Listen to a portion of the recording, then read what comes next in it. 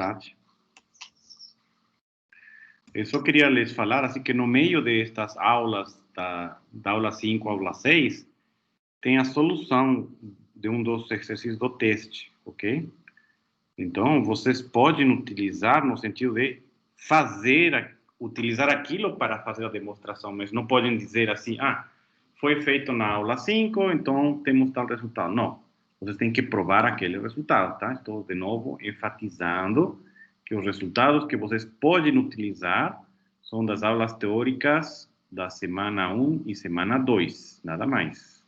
O que vamos fazer agora, vocês podem utilizar para saber como resolver essa lista, mas não podem fazer referência ao que vamos fazer agora, ok? Entendido? Vitor, esses testes, eles são mais fáceis que a prova? São o mesmo nível. Nossa, Deus do céu, que teste é esse? Sim, só um minutinho, só um minutinho.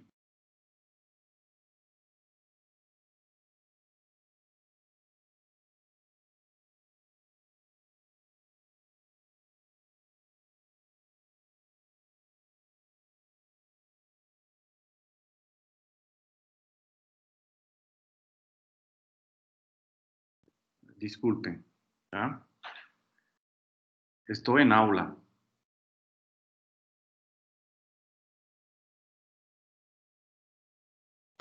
Bom, estamos gravando. Eu vou começar, então, com estas, o capítulo 5 e 6, né? Nos capítulos anteriores, já vimos relação em geral, né? Agora vamos definir duas relações em particular. São elas as relações de ordem e relação de equivalência, ok? Então, uma relação de ordem, aqui eu escrevi, denotamos normalmente por menor igual, né? Usualmente uma relação de ordem, certo? Às vezes podemos utilizar um símbolo assim, ou às vezes, enfim, outros símbolos, né? E dizemos que uma relação de ordem, se ela satisfaz estas três propriedades: reflexividade, transitividade e antissimetria, né? Vocês já devem ter visto conjuntos ordenados, né? Por exemplo, quando vocês têm conjuntos, ser subconjunto de é uma relação de ordem, né? Porque, claro, se A é subconjunto de B e B é subconjunto de A, então A vai ser igual a B, né? Temos a simetria. Se é subconjunto de B e B é subconjunto de C, então A vai ser subconjunto de C. E, obviamente, um conjunto sempre é subconjunto dele mesmo. Então, esse é um exemplo de relação de ordem, né? Mas tem também outras relações de ordem que a gente, às vezes, pode desenhar como gráficos, né? Assim, por exemplo, né? No sentido de o que está para cima é maior ou igual do que está para baixo. Este elemento, por exemplo, é menor ou igual que este, menor ou igual que este. Este elemento é menor ou igual que este também, menor ou igual que este, e assim vai, tá? Este elemento que está aqui não se compara com este aqui, ou seja, podem existir elementos que não estão relacionados entre eles, em uma relação de ordem em geral, né? Esse tipo de ordem se chama de ordem parcial. Quando falamos de relação de ordem, essa relação de ordem é parcial. Tá? Então, como já falei, né, a ser subconjunto de, a inclusão de conjuntos define uma relação de ordem, e a relação de ordem é esta, né? Lembrando que uma relação é um conjunto de pares ordenados. Então, aqui estou descrevendo todos os pares ordenados que estão na relação, que dependem do símbolo de ser subconjunto de, certo? E, obviamente, como já falei, a relação de ser subconjunto de é uma relação de ordem, ou relação de ordem parcial, que é a mesma coisa, e às vezes a relação de ordem também é denotada dessa forma. Então, por um lado, isto significa o símbolo de ser subconjunto, por outro lado, pode também significar que é a relação de ordem ser subconjunto de. São coisas diferentes, né? Isto aqui é um símbolo por um lado e isto aqui é um conjunto, né? Mas dependendo dependendo do contexto, a gente sabe do que estamos falando, ok? Outra definição importante entre relações de ordem é a equivalência de relações de ordem, ou saber quando duas relações de ordem dadas são isomorfas entre si, né? Então, tenho o conjunto X1 com uma ordem, o conjunto X2 com outra ordem, e eu vou dizer que essas duas ordens são isomorfas se existe uma bijeção de X1 em X2 que satisfaz esta relação, né? Um si e somente si aqui no meio. Ou seja, ela mantém a ordem, né? E a inversa também mantém a ordem, né? Porque a função é bijetora. Então, se isto acontece, isto aqui vai acontecer e vice-versa. Então, quer dizer que uma função bijetora que faz isto que está aqui se chama isomorfismo de relações de ordem, né? E realmente é trabalhar em um contexto ou trabalhar no outro, no final das contas, é isso que significa quando você faz um isomorfismo.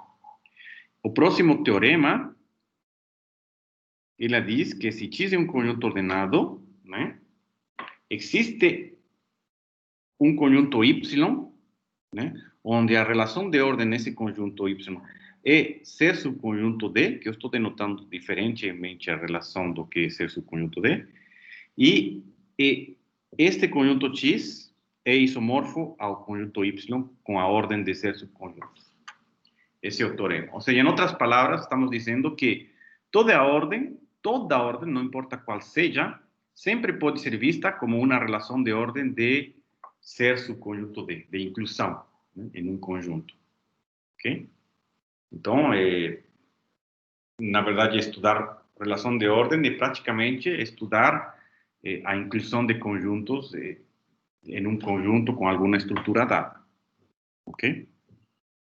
A demonstração, bom, eu acho que eu vou deixar para vocês verem na prova, né? Mas a ideia é que vocês vão definir uma relação de ordem aqui dentro, né? Em P de X, que é ser subconjunto D, e você vai definir uma função de X em P de X, tá? Que para um X dado você vai pegar todos os elementos que são menores ou iguais que X, né?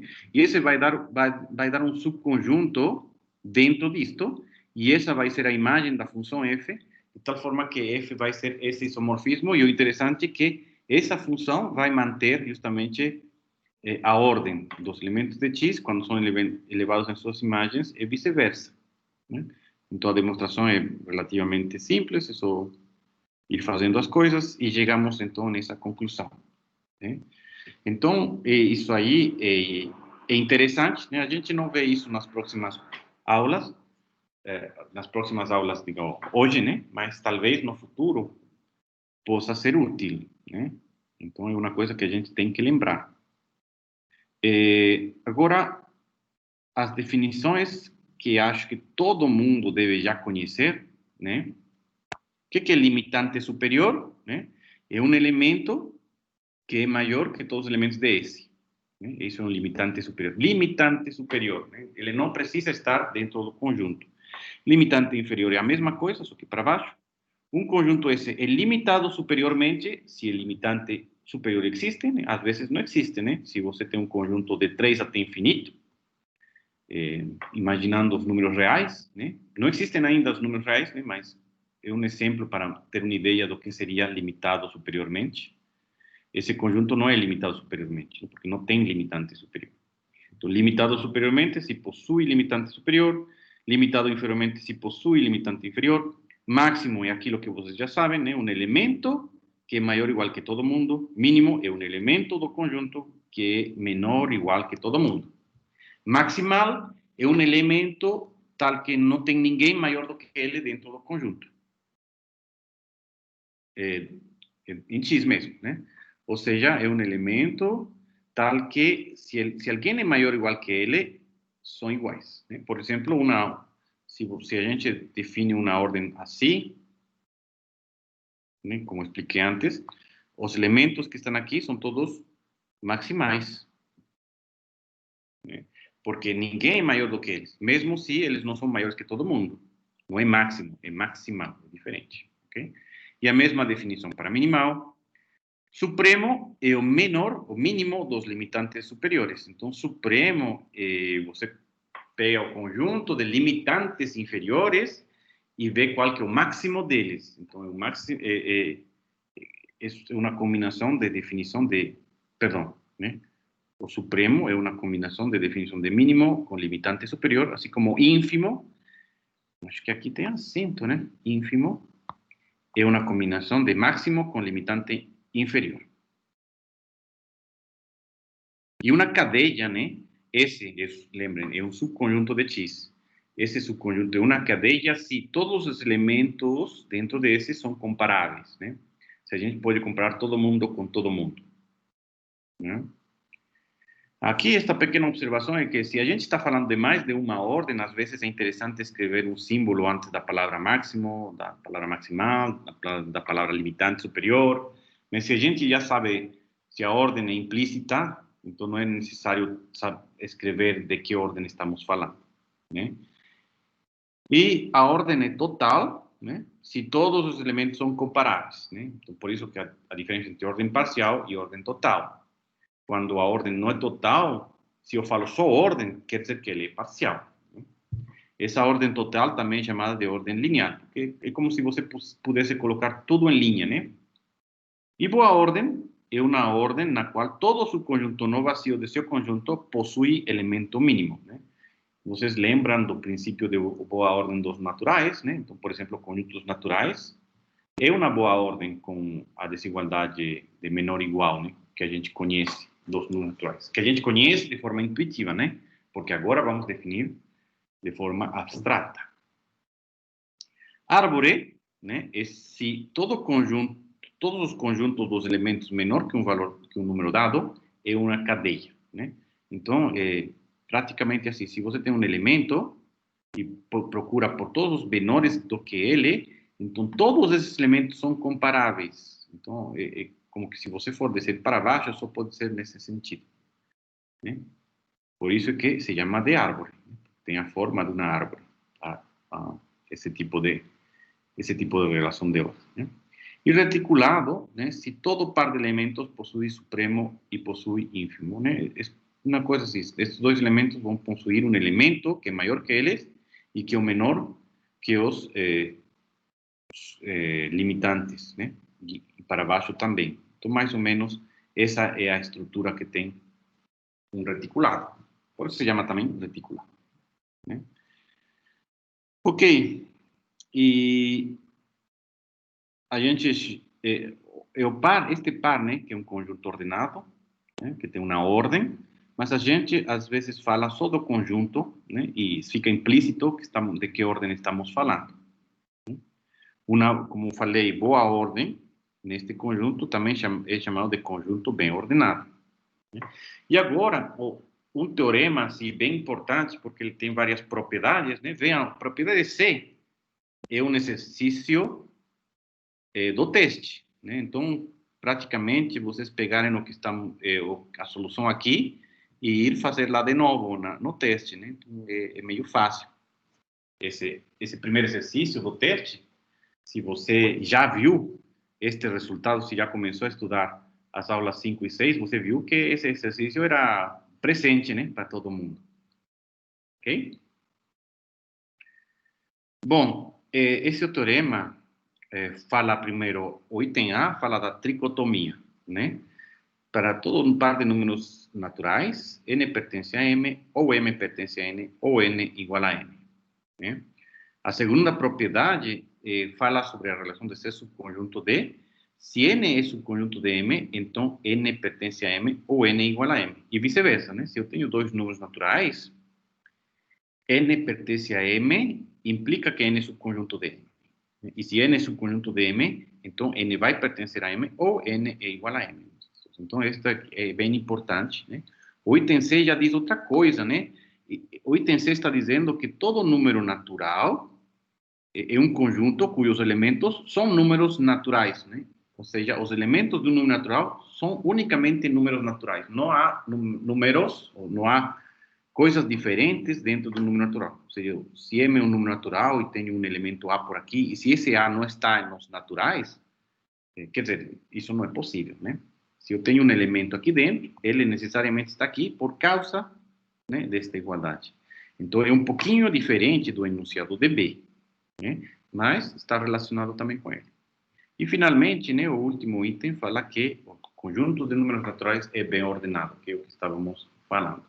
Uma vez que sabemos que... E ele é bem ordenado com a relação de ser subconjunto de.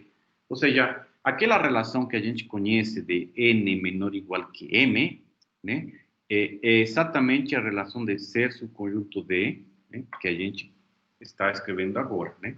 Ou seja, realmente, se um número natural é menor ou igual que m, é porque esse número natural está contido em m, na verdade, né?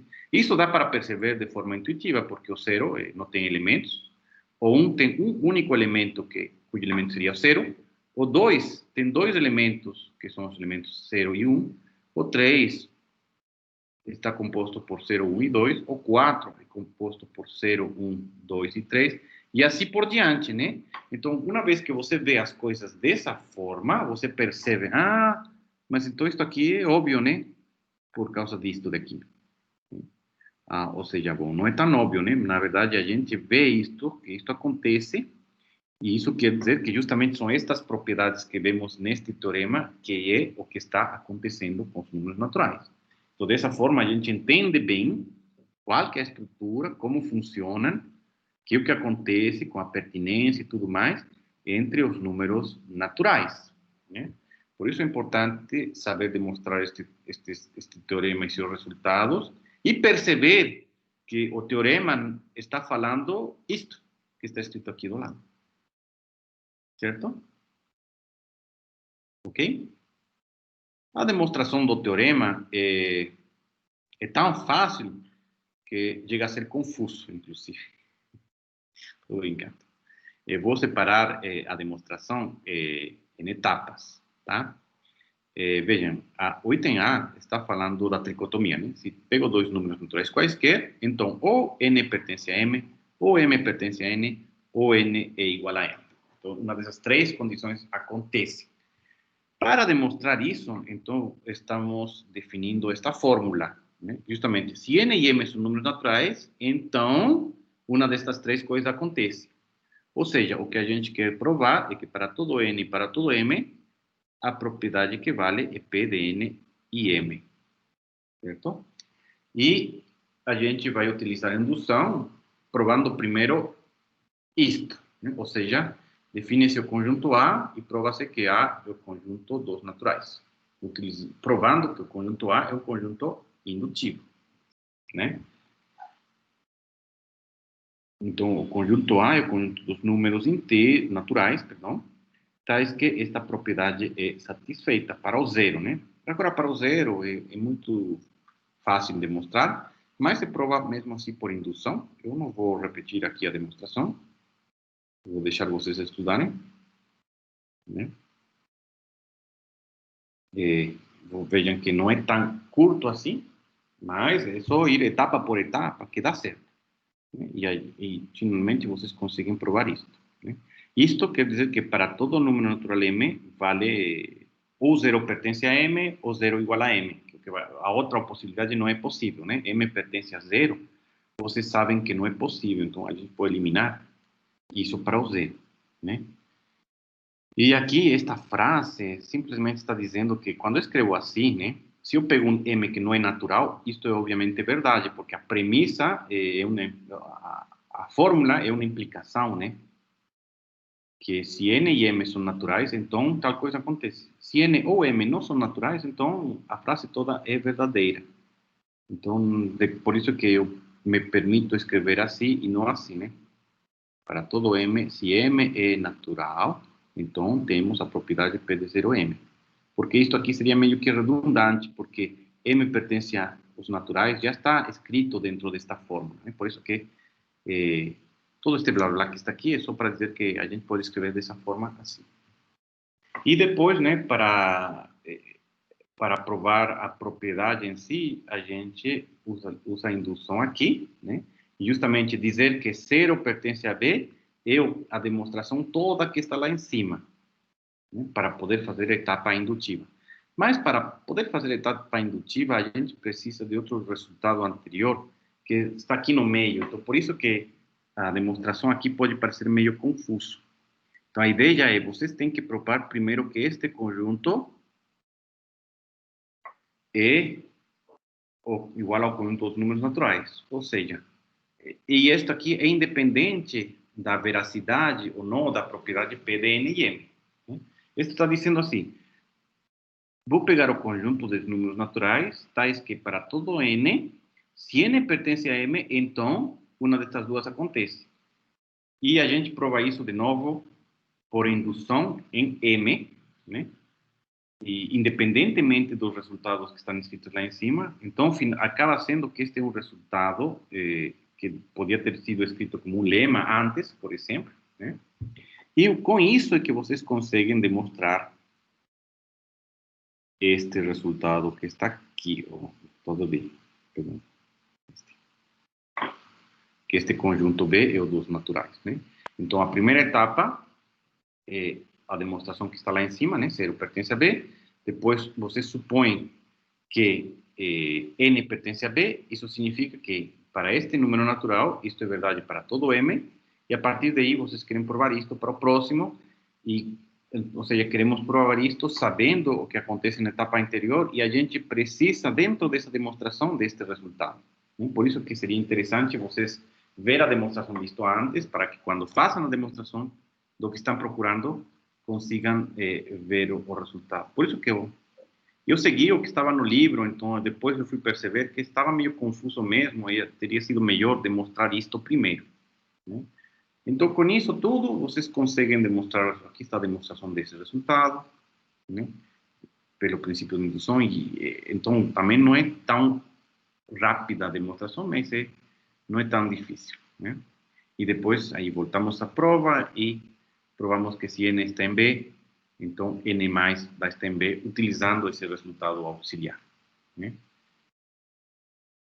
E depois vem a prova do item B, do item C, do item D, etc., que eu deixo vocês estudarem mais tarde nos vídeos, está tudo nos vídeos, tá? Então, esses resultados são importantes, né? Lembrando...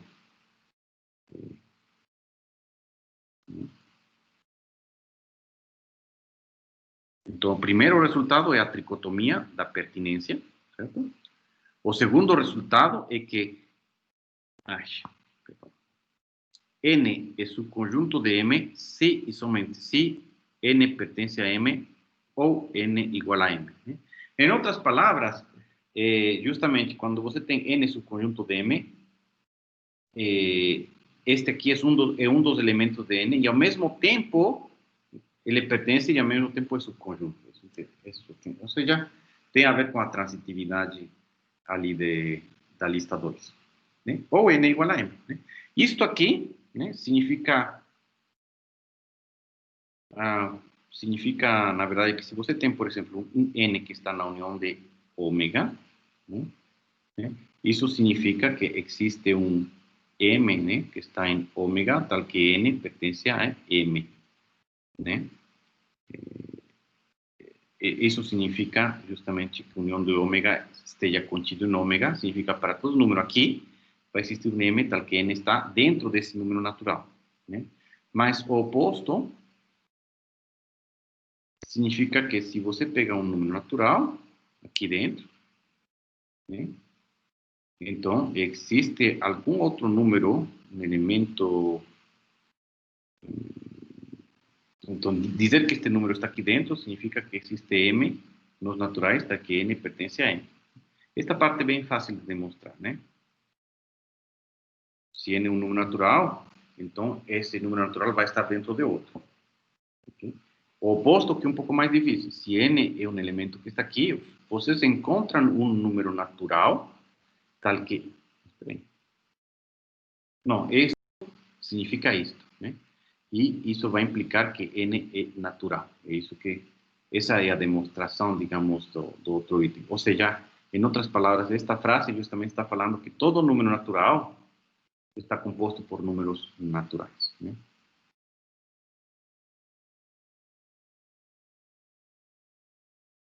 Ou seja, se n está aqui dentro, é porque existe algum número tal que isso acontece e este número é natural. Perdão, e este número n vai ser natural necessariamente. Né? Ou seja, se eu pego um número natural, os elementos dele são números naturais. Né? É isso que fala esta inclusão. Bom, e a prova de os conjuntos naturais ser bem ordenados para a inclusão é bem interessante. Utiliza o fato que todo número natural é bem ordenado. Já que todo número natural é um conjunto, então, e cujos elementos são números naturais, cada um subconjunto do outro, a gente tem que este conjunto também com a ordem de inclusão, e com a ordem de inclusão ele é bem ordenado. E a gente prova isso por indução para todo número natural. E uma vez que você tem isso, você prova que este aqui também é bem ordenado, utilizando justamente esse fato que todos os seus números naturais são bem ordenados. É bem divertida a demonstração. Eu vou deixar isso por conta de vocês, a leitura depois, porque senão eu estaria resolvendo o teste aqui na aula, né? Não tem graça. Né? Mas aqui na aula já dei a indicação de onde vocês podem achar a solução do exercício 1. Né? Olha, aqui está. Assim, portanto, está demonstrado. É grande as demonstrações aqui, né? E, finalmente, né, temos também o teorema de indução finita, que é exatamente a indução finita, né? Que é o princípio de indução. O princípio de indução é que nós temos um conjunto A, se esse conjunto é indutivo, dentro de ômega, né? Então, A é ômega. Aqui, fazemos a mesma coisa com uma propriedade. Né? Temos uma fórmula, com n como variável, então se p de 0 vale, e se para todo número natural, se p de n, então p de n mais também vale, então vai valer p de n para todo número natural. Né? E isso é simplesmente o fato de que, se você define o conjunto A dos números naturais tais que p de n satisfaz, é satisfeito, então as condições 1 e 2 implicam que o conjunto A é indutivo e, portanto, A é os naturais, o que significa que isto vale. Ou seja, o teorema de indução finita, que está aqui, eu chamei de teorema, fala sobre a propriedade, uma propriedade dada satisfeita nos naturais, e o princípio de indução finita fala sobre conjuntos, né, dentro dos naturais. Mas, em essência, é a mesma coisa, só que com dois pontos de vista diferentes.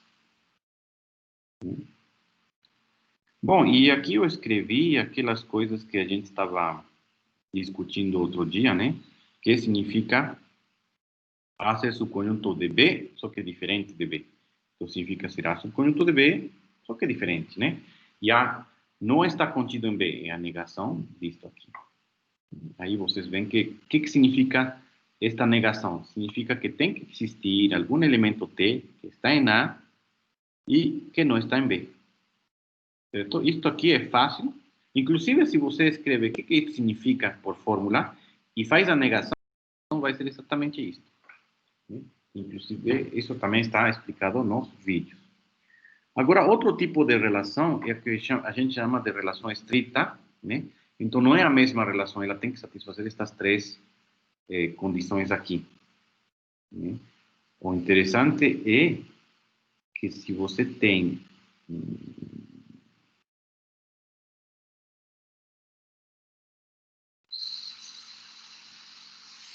por exemplo, que a relação transitiva é irreflexiva, né? Utilizando que, supongamos que x é menor que y e y é menor que x, você chega à conclusão que x é menor que x, mas isso está em contradição com a irreflexividade, portanto, isto não pode acontecer, ou seja, nós temos assimetria.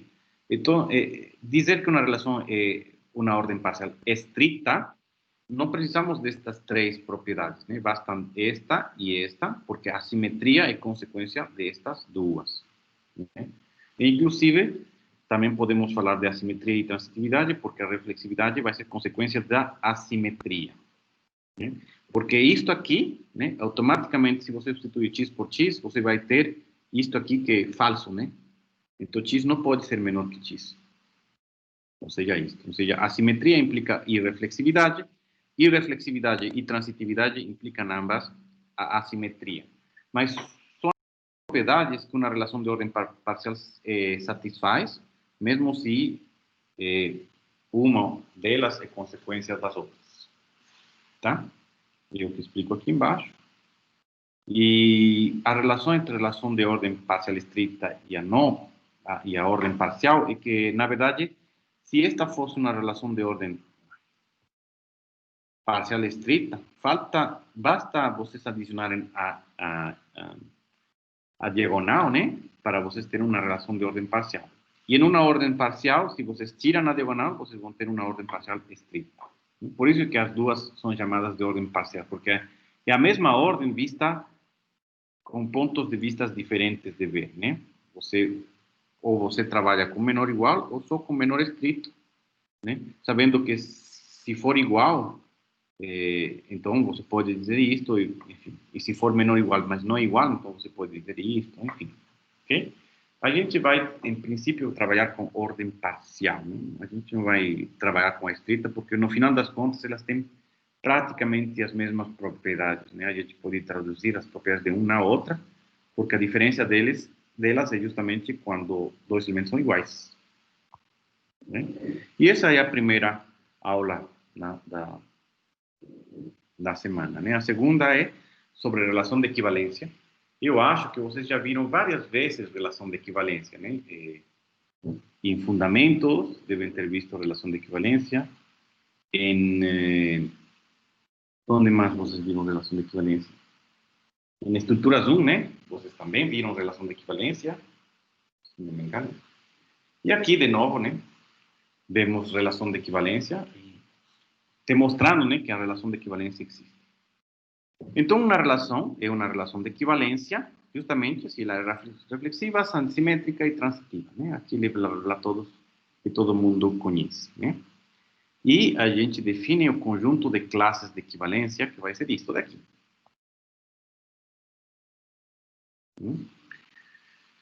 Se a gente tenta descrever isso da seguinte forma, se eu chamo da classe de x todos aqueles elementos y que estão relacionados com x, né, a gente pode perceber aqui que um elemento do conjunto de classe de equivalência é um conjunto tal que os elementos dele são justamente todos aqueles que estão relacionados com algum x. Em outras palavras, o que estou dizendo aqui, esta frase diz assim: existe um x, tal que x está em x, e y é igual a x. Isso que diz esta frase que está aqui. Né? Ou em outras palavras, então, o conjunto de classes é o conjunto de elementos desta forma, onde x é um elemento de x. Né? O que está escrito aqui embaixo. Esta escrita que está aqui é só para mostrar que realmente é um conjunto, né? Pertencem a um certo lugar, satisfazendo alguma propriedade. Então, pronto. Axioma da separação diz que esse conjunto existe. E esse conjunto corresponde justamente a isso daqui, é o conjunto das classes de equivalência. Por isso que se chama conjunto de classes de equivalência, né? Este aqui é uma classe de equivalência dentro do conjunto. E o teorema aqui, ele fala que uma relação de equivalência em um conjunto X satisfaz todas estas propriedades que estão aqui. São dele, né? Isto aqui todo mundo já conhece, né? A ideia, né? Por exemplo, o que significa isto? Você tem um conjunto X. Quando você escreve as classes de equivalência, o que são as classes de equivalência? São classes de alguns elementos, né? Tipo assim. Eu não estou numerando, né? Mas, em princípio, a gente não sabe se pode numerar os elementos do conjunto, mas é uma forma intuitiva de ver as coisas. Então, o que seria isto? Seria a união destas coisas, né? A união das classes de equivalência. E a união das classes de equivalência dá o conjunto X. Em outras palavras, né? Se você quer visualizar as coisas, né? O conjunto X é tipo um conjunto assim. As classes de equivalência dividem seu conjunto particionam seu conjunto, né? Aqui temos uma classe de equivalência, aqui outra, todas disjuntas, e a união de todas elas é o conjunto. Para começar, vazio não pertence, quer dizer que o conjunto vazio não é uma classe de equivalência. E depois, se você tem duas classes de equivalência diferentes, elas não se interceptam, que justamente o fato de serem particionadas. E é isso que a gente sabe, né, de relação de equivalência, né, que X é a união das classes de equivalência, né, e que duas classes de equivalência diferentes não se interceptam, né, e que toda classe de equivalência, né, para qualquer elemento de Y, um elemento X vai estar nesta classe de Y se somente se X está relacionado com Y. Em outras palavras, né, normalmente quando você tem Y, você sabe que existe vamos chamar um Y0, tal que Y é igual a Y0. Né? O que isto está dizendo é que para todo elemento que está aqui, você vai ter que Y é igual a isso. Ou seja, este elemento que existe, tal que Y é igual a classe de equivalência de Y0, na verdade, este Y0 pode ser escolhido em elementos junto Y. É isso que está afirmando, né, o item D. E dessa forma, a gente tem praticamente todas as propriedades que a gente precisa sobre relações de equivalência. De novo, vou deixar vocês estudarem as demonstrações detalhadamente nos vídeos, tá bom? Vamos passar para frente, para frente, para frente. Para frente. Para frente. E chegamos a... Terminemos o capítulo, aqui está falso, né? Porque depois desse capítulo ainda pensei em outro. E acabou sendo que este não é o último capítulo, o teorema da recursão, né? Mas o teorema da recursão é bem forte, né? Ele fala isto que está aqui. É, só isso, né? O teorema da recursão é isso, né? Se eu tenho um conjunto X, né? Se eu tenho um elemento que está em X, e se eu tenho uma função de X em X, então vai existir uma única função f, única, né? Dos naturais em X, satisfazendo que f de 0 é X, e f do sucessor de n é g de f de n. Então vejam que se chama justamente teorema da recursão, porque você calcula a imagem do sucessor utilizando seu antecessor, né? Por isso que é o teorema da recursão. E o teorema fala que esta forma de construir funções está correta, né? Claro que quando a gente tem que demonstrar, precisamos dos axiomas, né? Ou seja, se eu falo assim, seja x0, digamos, vamos chamar de x0 igual a 1, e xn mais 1, que seja igual a 2 vezes xn. Claramente, então, isto define uma sequência. Não, na verdade, vai definir uma sequência graças ao teorema da recursão, né? E, claro, né, depois de a gente ter definido que seria multiplicação por 2, né? Por enquanto, a gente não conhece a multiplicação por 2. Mas, então, isto vai estar bem definido graças ao teorema da recursão. Se vocês percebem aqui, né? Isto corresponde, tipo assim, né? A função g é a função, digamos, dos reais ou não reais, que leva um elemento x, vamos chamar de y, né? Y em 2 vezes y, né? O x0, o x do teorema, é o número 1, né? E com isso a gente construi a função f dos naturais não reais, tais que f de 0 é 1, né? Aqui, que corresponde a x0. X0, então, é f de 0, e f de n mais é g de f de n, que corresponde a g de f de n, ou seja, 2 vezes f de n, que corresponde justamente a dizer, é 2 vezes o anterior, né? F de n mais é 2 vezes o anterior. Então, o xn que a gente escreveu lá em cima, né, é o f de n. Então, esta notação a gente ainda desconhecemos, né? A notação que conhecemos é assim, né? Então, dessa forma, né, a gente constrói esta sequência que está aqui, né, utilizando justamente o teorema da recursão, né? A gente pode, depois demonstra, né, que f de n é 2 potência n, quando for definida a exponenciação, é claro, né? Enfim, então, o teorema da recursão é básica, né? A gente precisa dela para construir funções dos naturais em algumas coisas, utilizando recorrência, né? É isso aí que significa isso. E como que demonstramos o teorema da recursão? Né? É bem fácil. Tão fácil que a gente só entender esta fórmula. Está aqui. Eu vou dar a ideia da demonstração aqui, e depois vocês veem a demonstração com calma nas suas casas, né? Com o barulho de fundo, enfim. Mas melhor não falar nada aqui. Bom, o axioma da separação diz que este conjunto existe. Okay? É um conjunto de elementos de alguma coisa que satisfazem uma certa propriedade. Então, pronto, né? É um conjunto, certo? Mas o que significa R pertencer aqui? Significa que R é subconjunto de dos naturais vezes X. Em outras palavras, este conjunto C é um conjunto de relações. Isto aqui está dizendo que R é relação dos naturais em X. Tá? Que devem satisfazer essas relações? Que o par 0 X pertence a R, certo? E para todo N e para todo Y, se o par NY pertence a N, R, o par N mais G de Y deve pertencer a R. O que significa isso? Se R fosse função, né, estaríamos dizendo que se f de N for igual a Y, então f de N mais tem que ser G de Y, e G de Y é f de N. É justamente esta propriedade que está aqui. Ou seja, eu traduzi assim as duas propriedades que estão aqui. Né? Claro que escrevendo como par ordenado, né? Por quê? Porque R é uma relação, não é uma função. Eu não posso escrever R de N, certo? Porque não é função, é uma relação. Então, eu escrevo como pares ordenados.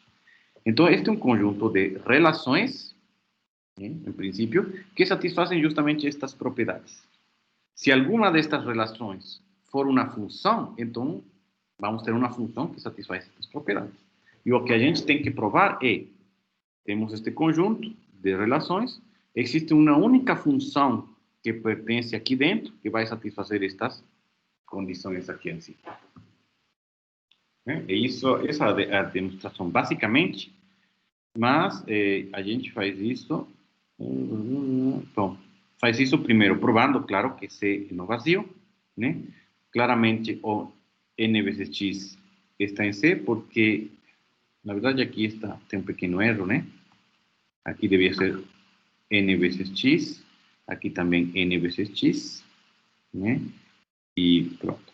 Né? Então, N vezes X satisfaz, obviamente, tudo isto, né? Porque todos os pares estão em N vezes X. Então, tudo isto é verdade, verdade, verdade. Então, tudo é verdade sempre. Então, a relação que todo o produto cartesiano todo, ele satisfaz a propriedade de estar em C, então pertence a C, portanto, este conjunto é no vazio, e eu posso, então, fazer a interseção do conjunto. E o engraçado é que a interseção do conjunto é uma função, que é a função que responde à questão que a gente estava tendo. É a resposta desta questão aqui. Taran, né? Pronto.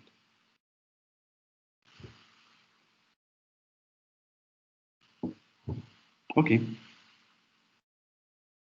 Bom, então o que a gente tem que provar é que f é uma função dos naturais em x, onde f é a interseção de c, e depois a gente tem que provar que f pertence ao conjunto C. Né? Porque quando você prova que f pertence ao conjunto C, você está dizendo que f satisfaz as propriedades, aquelas propriedades do teorema da recursão.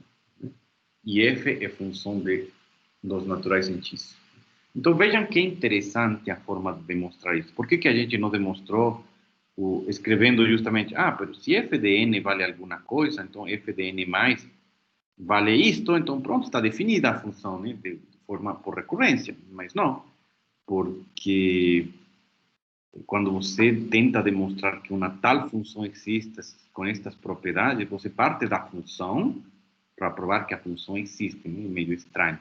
Então, não dá para utilizar indução ali, né?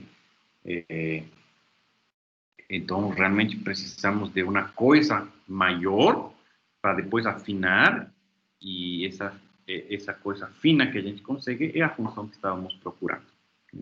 E depois provar que essa função é única, é só pegar outra função que satisfaz as mesmas propriedades Bom, as duas funções já existem, então utilizamos, agora sim, o princípio de indução para provar que ambas funções são iguais, né? Então, é essa a demonstração toda disso aqui, é isso. A primeira coisa que a gente pode provar é que f pertence a C, né? Essa é a primeira coisa que a gente prova, etc. É uma demonstração que está aqui, né? Tem várias etapas. Essencialmente, é dizer que f, supor que f não satisfaz as propriedades, então tem que existir um elemento que não está aí dentro, que deveria estar, então a gente faz esta subtração daquele elemento e obtemos um resultado que vai estar em C, enfim, é mais ou menos nesse sentido. Eu vou deixar aqui a demonstração também para vocês estudarem depois, e como falei, a unicidade é simplesmente indução, né? F de 0 igual a, aqui, 0, não corrigi isso, f de 0 igual a h de 0 que é x, se f de n igual a h de n, é fácil provar que f de n mais vai ser h de n mais, então, pelo teorema de indução finita, ou princípio de indução finita, temos isto, portanto, f e h são iguais, já que são iguais em todo número natural. E graças ao teorema da recursão é que a gente pode trabalhar com a aritmética dos números naturais.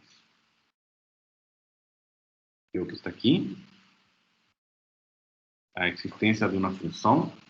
A ideia é a existência de uma função que faz isso. A função soma. Esta parte eu vou explicar de forma diferente, começando com este conjunto aqui. Tá? Obviamente, isto é um conjunto, né? Vejam bem, esse, tá? Vou escrever o conjunto de pares que estão aqui dentro, tal que satisfazem a relação que está aqui na condição. O que significa isto, né? Significa que este primeiro elemento é um número natural e significa a segunda parte que f pertence aqui. O que significa f pertence a isto? O que este símbolo significa? Espero que estejam lembrando, né? Significa que f é uma função dos naturais nos naturais. Né? Então, definimos o conjunto S de pares, número natural e f, tal que m é um número natural e f é uma função dos naturais nos naturais, e f deve satisfazer esta condição aqui. F de 0 tem que ser m, e para todo número natural, n, a gente tem que ter que f de n mais a f de n mais, né? E agora que entra em campo o teorema da recursão, né? Você define uma função, como podemos definir essa função? G, né? A função G, né? Dos naturais nos naturais, que toma um número n e leva no seu sucessor. Obviamente que isto aqui é uma função, né? O conjunto de pares desta forma, né? Obviamente que para um número dado só existe um sucessor. Então, G é realmente uma função dos naturais, nos naturais, porque o sucessor do natural é natural. Né? Então, pelo teorema da recursão, existe uma única função, tal que f de 0 é igual a m, e f de n mais é igual a g de f de n. Mas a função g é fazer o sucessor, então isso aqui é f de n mais, que é exatamente o que está escrito aqui. Então, pelo teorema da recursão, existe uma única função que satisfaz estas condições. Em outras palavras, né, dado um número natural m, né, eu pego o conjunto de todas as pares, de todos os pares de este número natural com uma função f, tal que essa função f satisfaz isto. Mas pelo teorema da recursão, a gente acabou de ver que só existe uma função que satisfaz isso. E isso é justamente a definição de função, né? Então, S vai levar M nessa função. Né? Vamos escrever mais claro, né? Tipo assim. S de M é F. Né? S de M é uma função, né? é uma função que satisfaz esta relação, resulta pelo teorema de recursão que essa função f é única. Então, a imagem do f é única, o que faz com que S é função. Né? S é uma função dos naturais em as funções dos naturais nos naturais. Essa é a função S. Onde SDM vai dar esta função que satisfaz isto aqui. Então, e agora a gente tem que ver o que isso satisfaz. Obviamente, né? A gente sabe, então, f de 0 e m. E f de n mais e f de n mais. Mas que é f? F é S de m. Então, justamente, se você substitui f por S de m, f por S de m, aqui f por S de m, lembrando que isto aqui era f de n mais, né? Então, substituindo por isso, a gente vê que a função S, né, satisfaz justamente estas duas propriedades. E que é justamente o que a gente escreve aqui no enunciado.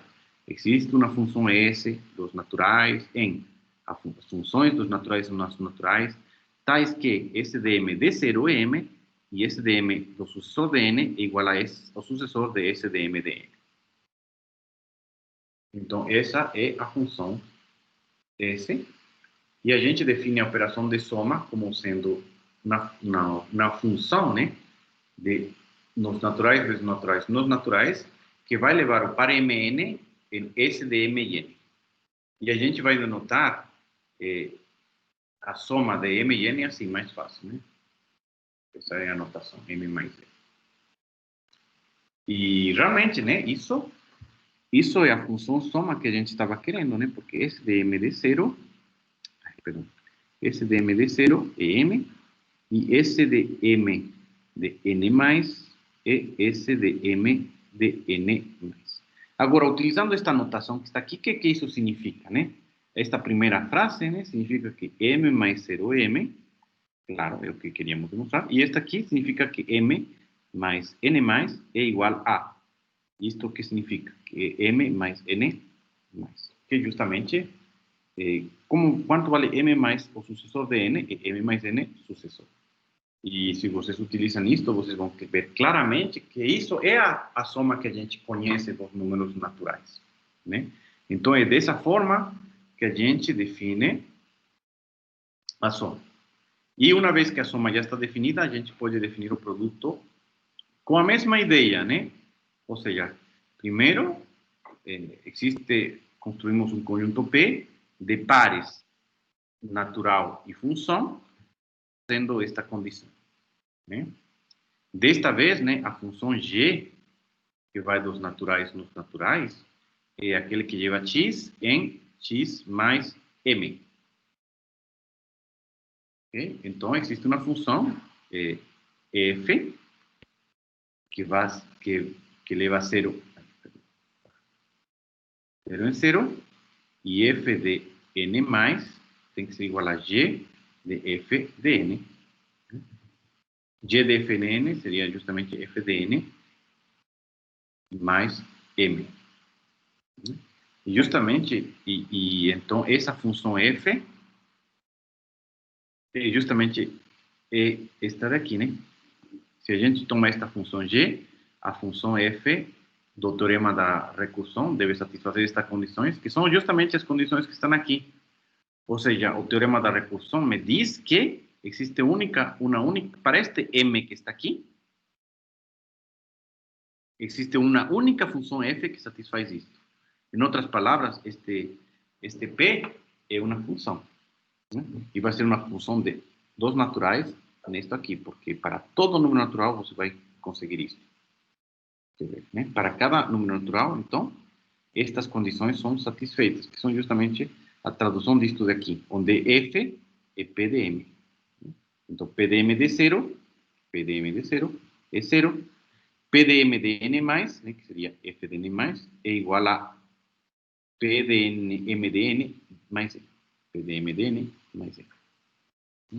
E a gente define o produto de m e n como p de m de n. E denotamos desta forma. Quer dizer, ai. No, pues denotamos M vezes N. Está mal denotada. Essa é a anotação. Né?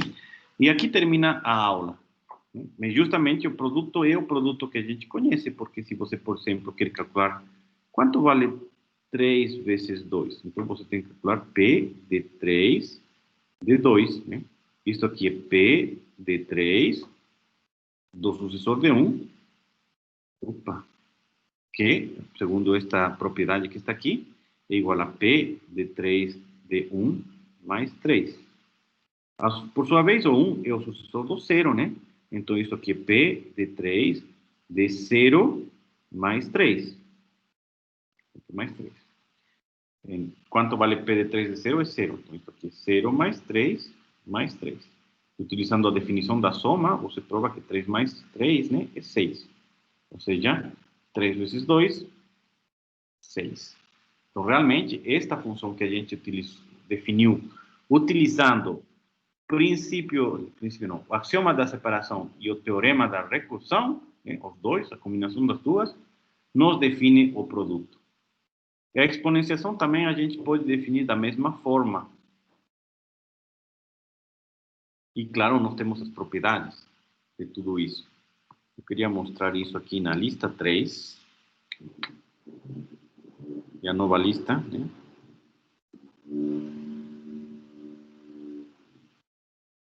Tá. Lista 3. Cadê a lista 3?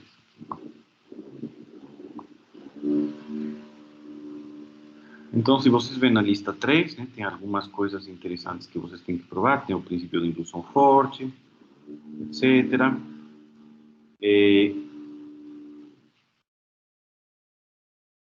Aqui está, né? Número 13, né?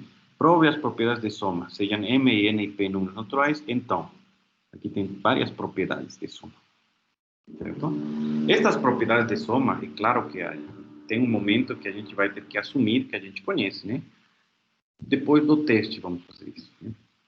Do teste em 3. E as propriedades do produto também são bem interessantes. E depois, aqui aqui eu peço para vocês definirem a exponencial, né? Então, com a mesma ideia, né? Dessa forma, para todo número natural, tá? M de ser igual a 1. Depois temos as propriedades da exponenciação. E, finalmente, aqui, os últimos 3 itens são umas propriedades sobre os números naturais também. Okay? Então, nas listas de exercícios tem resultados que são importantes, né? Importantes que vocês saibam fazer esses resultados, porque, enfim, são as propriedades que a gente conhece usuais de números naturais, de soma, produto, exponenciação, é a base, né? É a base dos naturais com suas estruturas, né? E as propriedades que estão aqui embaixo são bem importantes, né? Se M pertence a N... Opa. Deixa eu fazer um... Ok. Por exemplo, se M pertence a N, é equivalente a dizer que M mais P pertence a N mais P. Então, esse símbolo de pertinência, na verdade, corresponde ao símbolo de menor estricto que a gente conhece nos números naturais. Esta propriedade também é bem importante, né? Se M pertence a N, se somente se existe um número natural P, tal que M mais P, mais o sucessor de P, né, dá N. Justamente, isto significa que isto aqui não pode ser 0, né? Porque se fosse 0, M seria igual a N, mas não podemos ter M pertence a ele mesmo, né? Então, são propriedades bem importantes. O exercício 19 também é um exercício divertido, né? Mas são propriedades que é importante que vocês conheçam sobre os números naturais. Então, a pertinência é como se fosse um menor estricto. O menor igual é como se fosse subconjunto. É a mesma coisa, no final das contas, né? Porque justamente, quando um elemento é subconjunto do outro, ou ele pertence ou são iguais, que é justamente a mesma relação que nós temos entre o menor igual e o menor estricto. Então, o menor igual e o menor estrito, que a gente conhece nos números naturais, na verdade, estão definidos como sendo a pertinência e subconjunto de. Que a gente vai, por enquanto, utilizar estes símbolos. Quando passemos para números inteiros, já não vamos poder utilizar estes símbolos, e aí vamos passar a utilizar estes outros. E é isso, né? Eu fiz bem rápido, né, as aulas da semana, só que fiz tudo sem as demonstrações, né? Então, seria interessante que no futuro, ou seja, agora, né, vocês possam ver as demonstrações, tentem fazer os exercícios, e a gente se vê na segunda-feira em horário de atendimento e na quarta-feira também. Deixa eu pegar aqui. Vamos tentar demonstrar alguns dos resultados, né, para vocês verem como que a gente faz. Já que ainda temos tempo, né? Lista 3.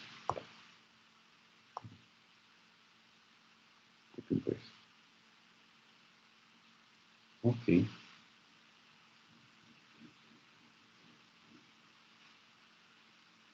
Bom, essa é a lista, né? Tem vários exercícios na lista para a próxima semana. Os primeiros vão ser bem fáceis, né? Se x é diferente de vazio, então isto é igual a vazio. O que é isto? Em princípio, o conjunto de funções, né? Eles têm que pertencer então ao conjunto das partes de x vezes vazio, tais que satisfazem a condição de f ser função, né? Em princípio.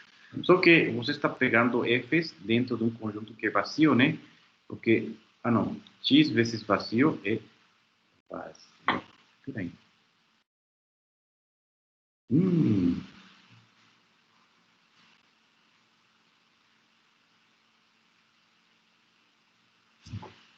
Né? X vezes vazio é vazio. E parte de vazio é vazio. Então, x vazio acaba sendo o conjunto de elementos f que pertencem a vazio, tais que f seja uma função de x em vazio, né? Mas f, então, a única possibilidade para f seria o vazio.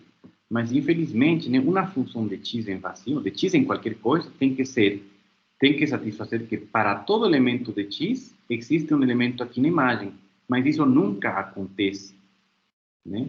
Então, ninguém satisfaz essa propriedade que é vazio, tá? Ou seja, o vazio mesmo não pode ser uma função de x em vazio, certo? Na verdade, não existe tal função. Se existisse essa função, então, cada elemento que está aqui teria uma imagem, então o vazio teria elementos, contradição, então não existe função. Por isso que isto aqui é realmente vazio. Agora, neste outro sentido, é mais fácil, né? Porque você está buscando as funções de vazio em x. Aí, por vacuidade, o vazio satisfaz isso, né? Agora, o vazio, este aqui, não satisfaz, mas aqui sim, porque você parte do vazio. Então, para qualquer elemento que está em vazio, tem que acontecer alguma coisa. Como o vazio não tem elementos, isso é satisfeito, então, vazio satisfaz esta condição que está aqui. Por isso que, neste caso, isto é esse conjunto que tem um elemento vazio. Por isso que a gente não pode...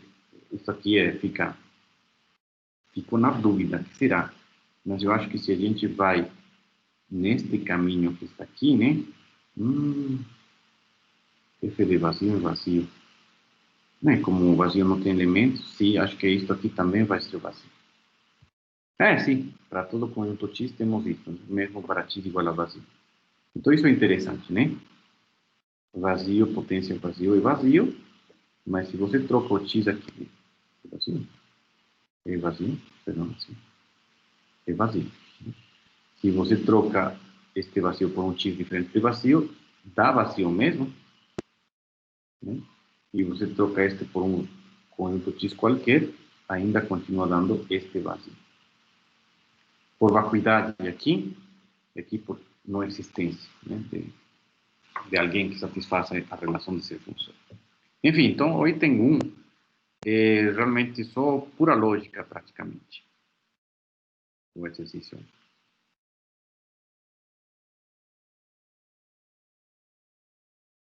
Vocês estão aí ainda? Levantem a mão quem dormiu. Claro. Estão cansados? Aqui sim. Sim. Está entendendo? Até agora, sim. Tá bom. Ok. O item 2 fala, seja R uma relação de ordem parcial em A e B subconjunto de A. Prove que se B possui mínimo, ele é único. Então, não está dizendo que tem que provar que B possui único. Está dizendo que se B possui mínimo, ele vai ser único. Então, isso é praticamente a definição de elemento mínimo, né? Porque se elemento mínimo existe no conjunto, ele é único. Então, é bem fácil demonstrar este item 2, né? E, claro, aqui B é subconjunto de B. Ah, então B é um conjunto de conjuntos. Você está utilizando a ordem parcial. Uma ordem parcial qualquer. Então, isso aqui é bem fácil. É praticamente a definição, né? Assim como para possuir elemento mínimo, também vai existir um único elemento máximo se ele existir. E o exercício 3 é para provar que os naturais são transitivos, só que utilizando que os naturais são bem ordenados, no lugar de utilizar o princípio de boa ordem, né? No lugar de utilizar o princípio de indução. Então, isso aí é mais ou menos, é um exercício mental, o exercício 3, porque a gente já provou que isso aqui é transitivo, em uma lista passada, mas utilizando isso, né? Agora, eu queria que vocês tentassem fazer isso utilizando isso. O número 4 é o princípio de indução forte, né, que é um princípio que a gente também já conhece. Se A é o conjunto de ômega, dos naturais, né, se você tem que para um número natural dado, se para todos os elementos que estão dentro dele, a propriedade está em A, né, então N vai estar em A. E se isto vale, então A é ômega. Se vocês fazem n igual a 0 aqui, vocês estão dizendo que realmente 0 pertence a A. Porque isto é verdade. É justamente porque isto aqui é falso, portanto, toda esta implicação é verdadeira. Porque por vacuidade. Então, 0 vai pertencer a A, já que, em princípio, esta frase inteira é verdadeira. E depois, enfim, vocês têm que utilizar, não sei se é boa ordem dos naturais ou o princípio de indução, mas não está difícil provar isto aqui. Inclusive, vocês podiam até provar que esse conjunto A é indutivo, né? Então A vai ser os naturais. E acabou também, né? Seja X um conjunto de funções, tal que o domínio de f está nos naturais, a imagem de f está nos naturais, prova que X é um conjunto. Bom, a gente tem que escrever X e o conjunto de f's que pertencem a onde? Então, se o domínio de f está em ômega e a imagem de f está em ômega, a gente pode pensar que f pertence ao conjunto das partes de ômega vezes ômega, né? Então, f é subconjunto de ômega vezes ômega, porque dessa forma o domínio de f pertence a ômega e isto aqui também. Tal que f é função, né? O f é função é uma frase, quer dizer, é uma... como se chama? Qual que é a palavra mesmo? Uma fórmula. Isto aqui é uma fórmula, né? Então, f pertence a isto, tal que f é função, é justamente o axioma da separação que nos diz que justamente x é um conjunto. E provar que é uma árvore, né? Provar que é uma árvore significa que você toma uma função e todos os que são menores que essa função, né? O conjunto, todos os menores que são que essa função, eles têm que estar,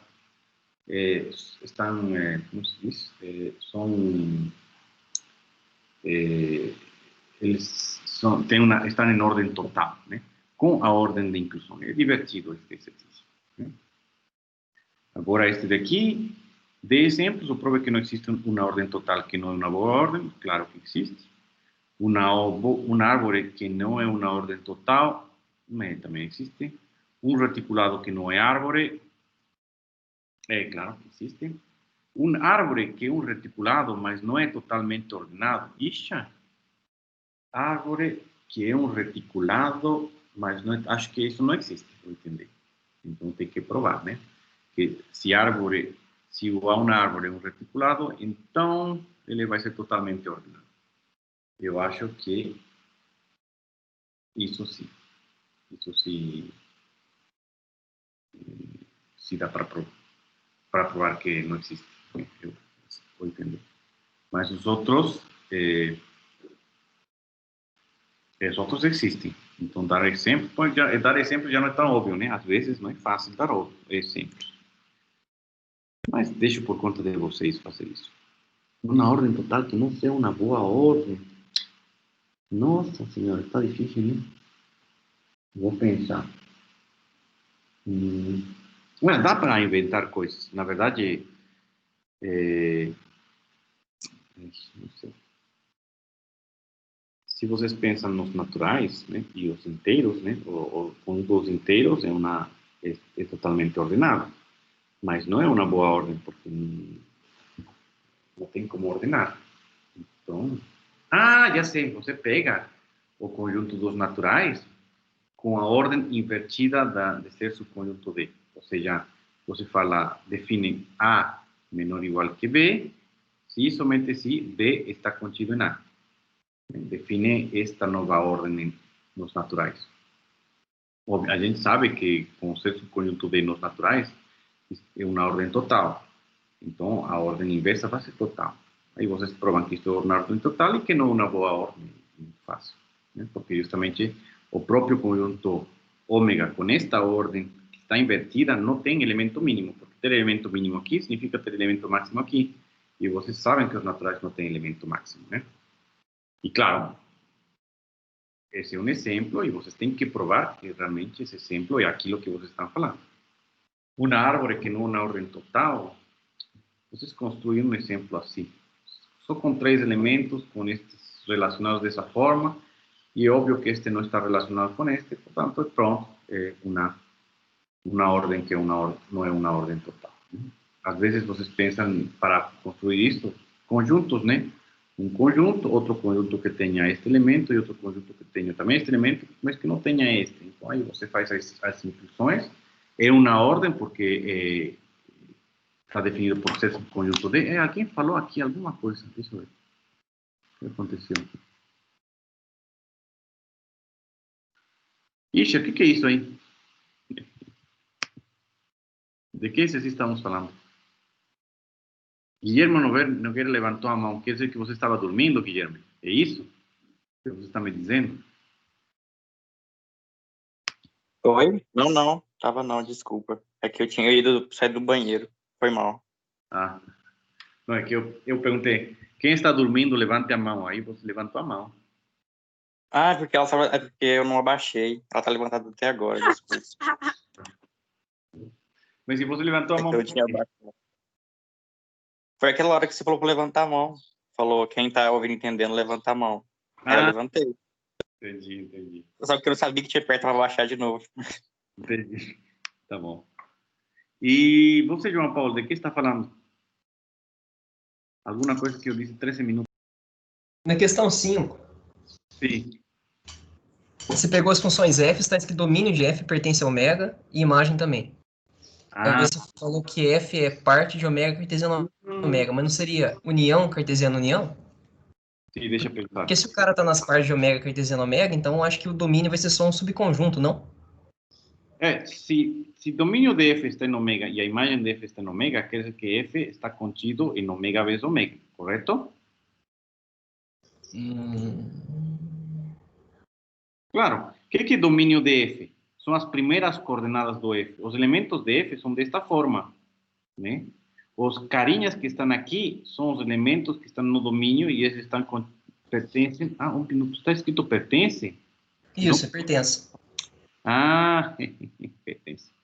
Então, domínio de f é um número natural. Tá. Eu estava pensando em contido, né? Tem razão. Se domínio de f é um número natural, tipo algum número natural, e a imagem de f é outro número natural, então f, na verdade, é igual ou está contido. Digamos que o domínio de f seja n e a imagem de f seja m. Então, f é igual a n vezes m. É um número natural vezes outro número natural. Isto não pertence, realmente não pertence. Os elementos daqui. É porque se você olhar bem, o domínio de f é igual a um n que pertence a ômega. Por definição de união, o domínio de f está na união. Tá. Domínio de f está na união de quem? Não. Não vai estar na união, não. Porque ele tem que pertencer a um cara que está lá, né? Sim. Outra coisa que você pode ver é que se n pertence a ômega, então n é subconjunto de ômega, né?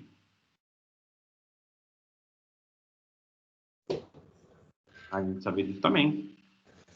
Os elementos dos números naturais são elementos de ômega. É o resultado, este resultado que temos aqui. Uhum. Então, realmente, a gente pode escrever f está contido em ômega, eu posso realmente escrever f contido em ômega vezes ômega. Talvez, não sei se dá para restringir melhor se escrevo isso, porque n e m são quaisquer, mas como que eu faço isto contido aonde? Ou isto pertence em que? Que elemento? Isto pertence aonde? Né? Isto pertence a ômega vezes ômega. Opa, então a gente pode escrever mais fácil, então, na verdade. F é o conjunto dos Fs, esse conjunto X, né? O conjunto dos Fs que pertencem a ômega vezes ômega, tal que F é função.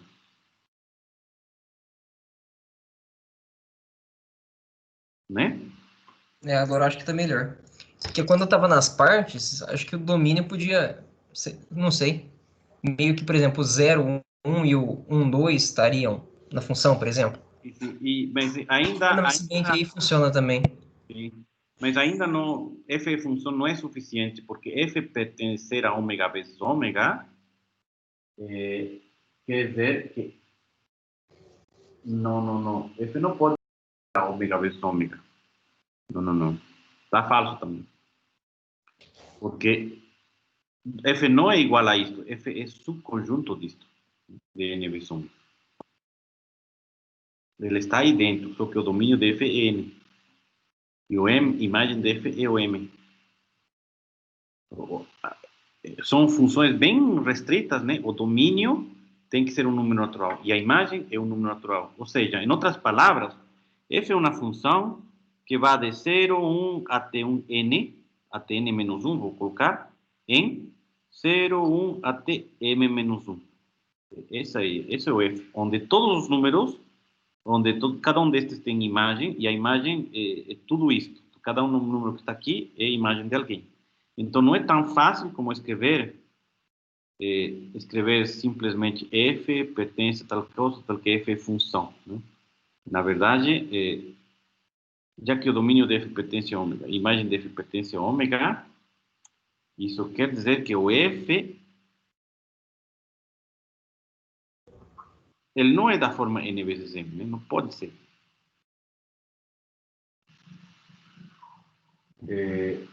Mas f é subconjunto de n vezes ômega, n vezes n, isso sim.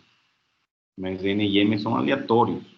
Então, ser subconjunto de n vezes m e significa que f pertence às partes de n vezes m. Você não pode escrever assim porque n e m variam. Como que você escreveria? Né? Já que n pode ser visto como ômega e m visto como contido em ômega, a gente pode escrever sim que f está contido em ômega vezes ômega e aí sim escrever sim que f pertence às partes de ômega vezes ômega, tais que existe n e existe m, com n um número natural e m um número natural e domínio de f igual a n e domínio de imagem de f igual a m e f função. Mais ou menos, né? Não sei, talvez dá para resumir mais, mas teria que ser mais ou menos nesse sentido, né? Ah, não, agora eu já aceito um pouquinho melhor. É porque, sei lá, antes ficou parecendo que se tivesse só nas partes, Sim, sei lá, meio que o domínio podia variar bastante. sim, agora especificamos melhor aqui, Aham, né? valeu. Agora, eu não sei se dá para escrever um conjunto mais pequeno do que esse, talvez sim, né? Não sei. Mas tem que ser um conjunto fixo, né? Não pode estar variando em função de n e m. Né? E, opa, prova que x com isto é uma árvore. Na verdade, dizer que é uma árvore quer dizer, na verdade, que todos estão relacionados com todos.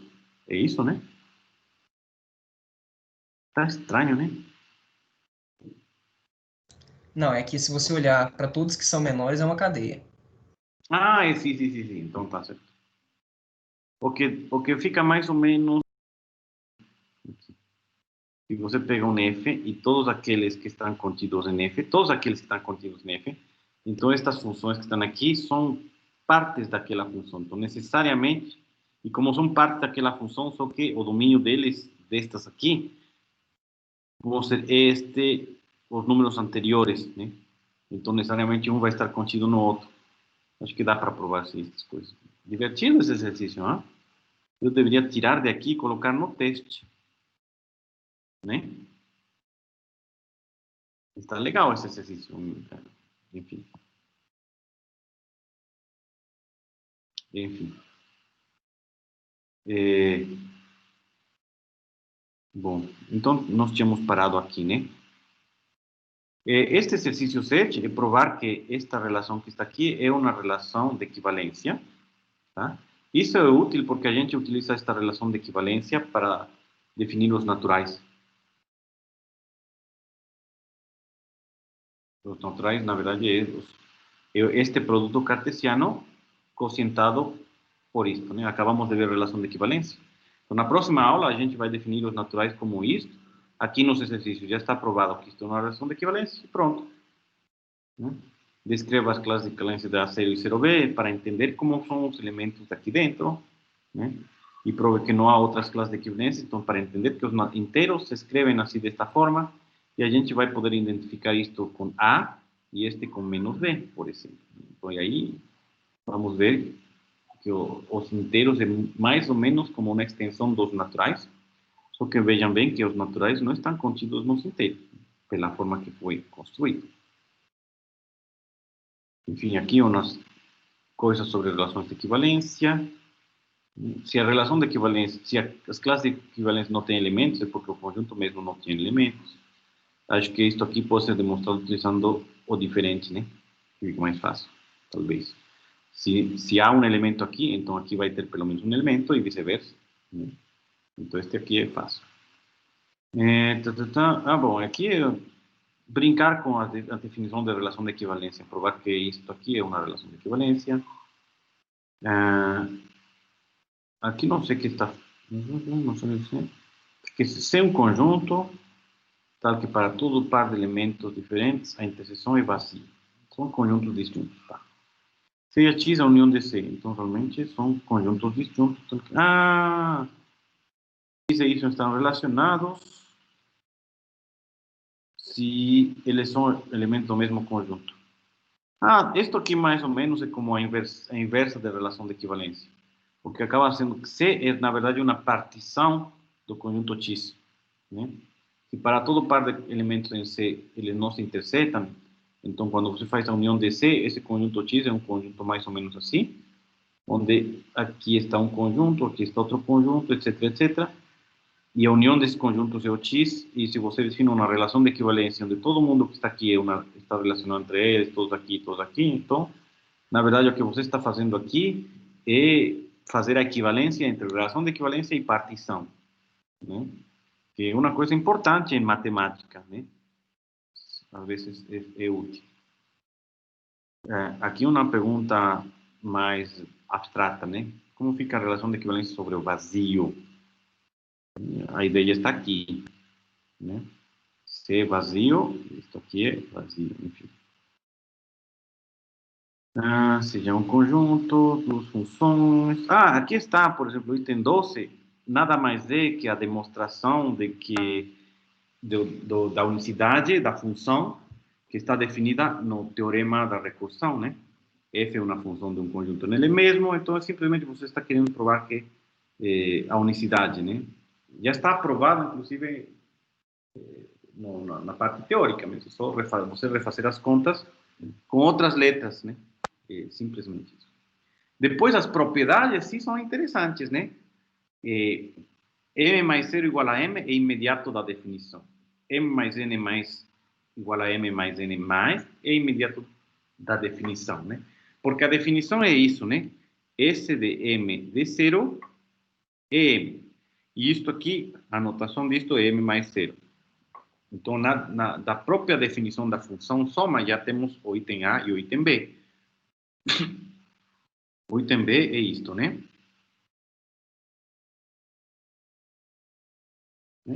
Isto aqui significa M mais N mais. Isto aqui significa M mais N mais. Então, vejam bem, a segunda linha é justamente bem da definição também, automaticamente. Agora, M mais é igual a M mais 1. Isso também é fácil, né? Porque você faz assim. Como você faz assim? Calcula S, 0 mais M. Isto por definição. Não, pois. M mais 1. Tá. Opa.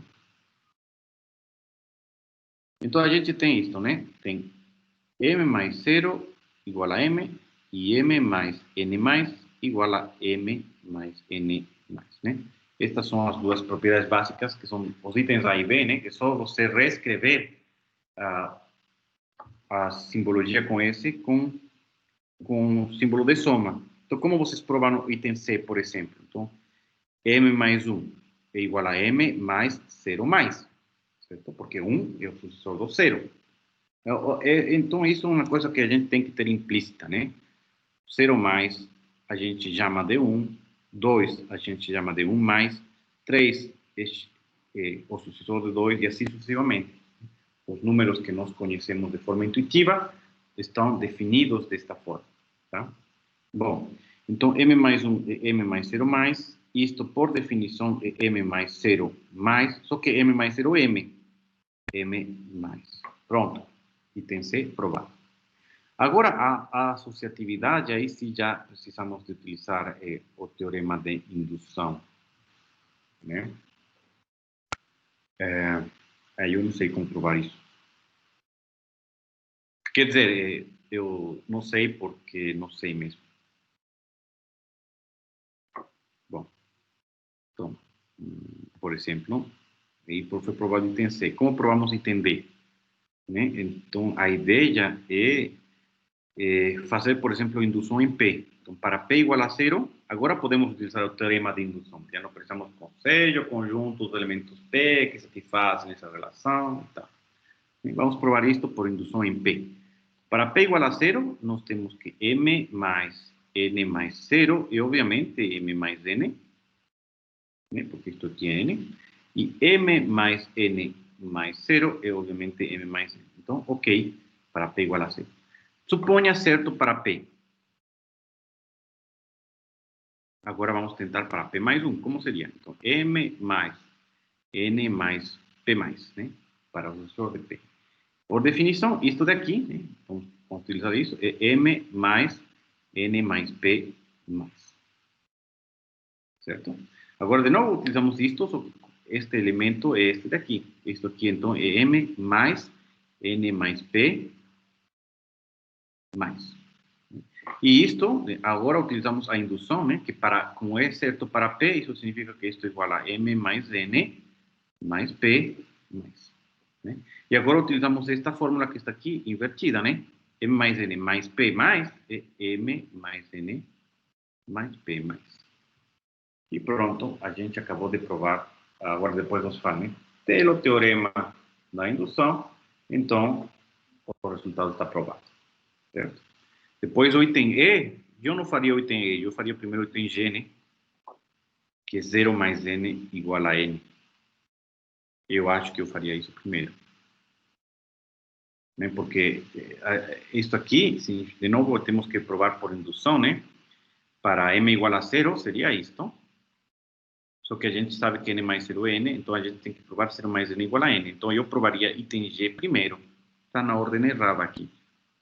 Mas todo mundo que já provou as propriedades da soma a partir da definição de soma, que são estas duas daqui primeira, sabe que tem que provar isto primeiro para provar isto daqui. Né? Essa é a ordem correta. Então, a gente provar 0 mais N igual a N, de novo, é por indução. Para N igual a 0, ok, né? Porque 0 mais 0 é 0, pelo item A. Então, suponha que é certo para um N, então queremos para N mais. Mas isto, por definição, é 0 mais N mais. Agora, pela hipótese de indução, 0 mais N é N, e pronto, acabou. Então, isso está provado. Aí, a gente prova depois M mais N igual. Agora, provamos o item E. M mais N igual a N mais M. Para M igual a 0, ok, né? Que foi o que acabamos de provar por indução lá em cima. Suponha certo para um M. Certo para M. E provamos para M mais 1. Então, M mais N tem que ser igual a este daqui. Opa! Como vamos fazer isso?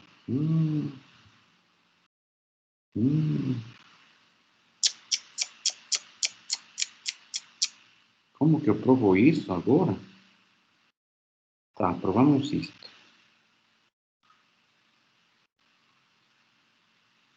Aqui falta um símbolo demais, tá?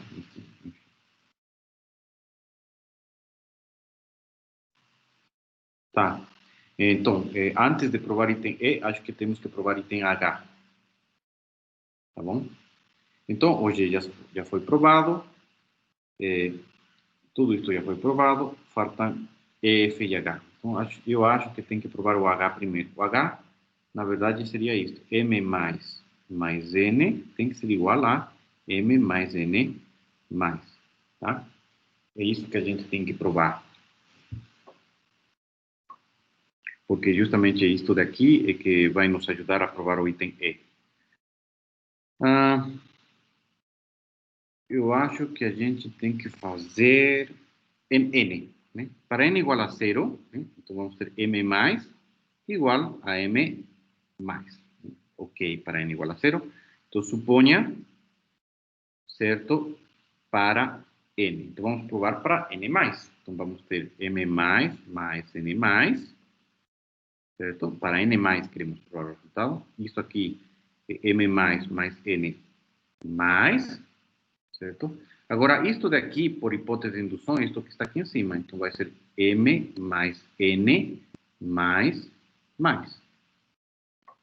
Certo? Só que isto daqui, por definição, é M mais N mais. Então, acabamos de provar, né? Isto, né? Para N mais, né? N mais. Ou seja, pelo teorema de indução, então, H é válido. Uma vez que H é válido, a gente pode demonstrar o item E. Agora sim, né? Agora sim podemos demonstrar que M mais N é igual a N mais N. Por quê? Utilizando o item H. Para M igual a 0, ok. Suponha para M é certo. Então vamos provar para M mais. Temos que ver que isto aqui é igual a N mais M mais. Temos que provar isso, né? Então começamos com isto, mas pelo item H, isto aqui é M mais N mais. Assim. E agora usamos a indução, né? Porque se esta fórmula é verdadeira para M, quer dizer que isto aqui é N mais M mais. E isto aqui vai ser N mais M mais. O que provou o passo para N mais. Então, pelo teorema de indução, isto aqui é verdade. Né? Então, é assim que se prova este tipo de coisa. A única que falta é esta, né? Se M mais P igual a N mais P, então M igual a N. Isso de novo por indução, fazendo aqueles passos indutivos, né? Para P igual a 0 está ok, supõe certo para P e prova para P mais, né? Mas para P mais, você tem que M mais P mais é igual a N mais P mais. Se os sucessores dos números são iguais, é porque esses números são iguais. A gente provou isso antes já. E isto aqui, pela indução, pela hipótese de indução, significa que M igual a N. E acabou. Né? A gente provou, então, para P+, o que significa que isto vale para todo MNP. E acabei de fazer, então, toda a demonstração do item 13 e o item 14, a mesma coisa, só que com multiplicação. Né? A única um pouquinho diferente é esta aqui, que é uma propriedade diferente. Né? E a distributividade também, né? Que utiliza a soma, é uma mistura de soma e multiplicação. E depois, claro, as propriedades de exponenciação, mas tudo mais ou menos na mesma linha que acabei de mostrar aqui agora, nestas... utilizar a indução, né? Só que, claro, vocês têm que utilizar de forma certa, né? Por exemplo, estas duas primeiras é a definição.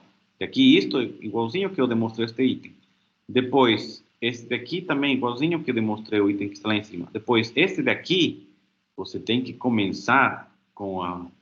Primeiro pelo zero, né? Depois pela propriedade que está aqui embaixo, mais ou menos similar, para depois provar esta daqui.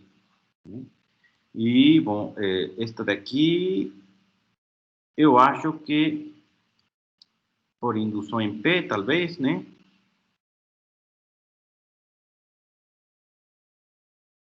Então, sim, não sei. Bom, deixa vocês pensarem, né? Um pouquinho. Mas eu acho que com isso, a 13, 14 e 16 estão feitas praticamente, né? A 15, repetir a definição do que a gente fez com soma e produto para você tentar fazer para exponenciação. Né? Isso. Acho que isso é tudo por enquanto, né? Depois tem estas propriedades importantes que a gente vai fazer, que vocês vão fazer na lista, que eu vou deixar feitas também. E caso vocês não entendam as demonstrações, na quarta-feira seria bom rever estas demonstrações, porque são importantes. Tá? Então, a outra coisa, vocês podem, para o teste 2, certo? Só lembrar, para o teste 2, vocês não podem utilizar a lista 2, ou seja, os resultados da lista 2. Se vocês utilizam um resultado da lista 2, vocês têm que redemonstrar esse resultado. Né? Mas vocês podem utilizar a teoria, né, da semana 1 e da semana 2. Certo? E a lista 1 também. Se vocês quiserem utilizar um resultado da lista 1, para o teste 2 podem utilizar, mas não podem utilizar um resultado da lista 2. Quando cheguemos no teste 3, né, a lista 2 vai estar liberada para vocês utilizarem os resultados da lista 2 para provar os resultados do teste 3. Mas não podem utilizar os resultados da lista 3. Depois vem a prova. E quando venha a prova, aí está liberado os resultados da lista 3 também. Né? Assim como da semana 4, o resultado da semana 4, mas não a lista 4. A lista 4 não vai estar liberada para utilizar na prova. E assim sucessivamente. Espero que tenha sido claro nesse sentido. Né? Porque no final das contas, no teste 3, estamos testando mais ou menos o que vocês aprenderam aqui. Então, vocês têm que refazer aquilo que foi pedido na lista 3, caso seja necessário. Lista 2 já é um conhecimento adquirido, então vocês podem utilizar. Justamente porque temos todos esses resultados são importantes, a gente vai precisar deles, né? Então, uma vez que estemos no teste, prova seguinte, isto já for passado, vocês já podem utilizar os resultados que estão aqui. Mas semana que vem, para o teste 3, não podem utilizar os resultados que estão aqui. Vocês têm que refazê-los, digamos assim. Ok? Ok. Ok. Espero que tenha ficado claro nesta explicação de que vocês podem utilizar e que não, né? E agora vou parar a gravação.